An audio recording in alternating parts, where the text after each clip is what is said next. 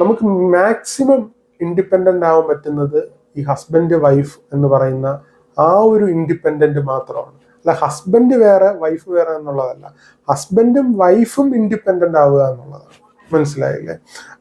പാരൻസിൽ നിന്ന് അല്ലെങ്കിൽ മറ്റു ആൾക്കാരിൽ നിന്ന് അവരൊരു സൊസൈറ്റിയുടെ ഒരു യൂണിറ്റ് ആയിട്ട് അവർ ഇൻഡിപെൻഡന്റ് ആയിട്ട് ഫങ്ഷൻ ചെയ്യാന്നുള്ളതാണ്. എനിക്ക് എതിർപ്പുള്ളത് എപ്പോഴും ഒരാൾ ഇൻഡിപെൻഡന്റ് ആവുമ്പോഴാണ്.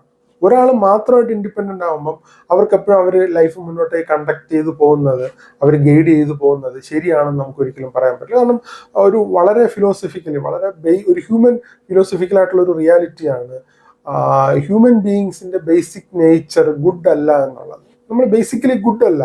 നമ്മൾ ഗുഡ് ചെയ്യുന്നത് പല കാരണങ്ങൾ കൊണ്ടാണ്. ദൈവത്തിലുള്ള വിശ്വാസം കൊണ്ടായിരിക്കാം, പോലീസ് നമ്മളെ ശിക്ഷിക്കും എന്നുള്ളതുകൊണ്ടായിരിക്കാം, നാട്ടുകാർ കണ്ട എന്ത് വിചാരിക്കും എന്നുള്ളതായിരിക്കും, ഇങ്ങനെ പല കാരണങ്ങൾ കൊണ്ടായിരിക്കും. അപ്പോൾ നമ്മളൊരു ഇൻഡിവിജ്വൽ നേച്ചർ കുറെ കൂടെ ബെറ്റർ ആക്കുന്നത് എപ്പോഴും കളക്റ്റീവ്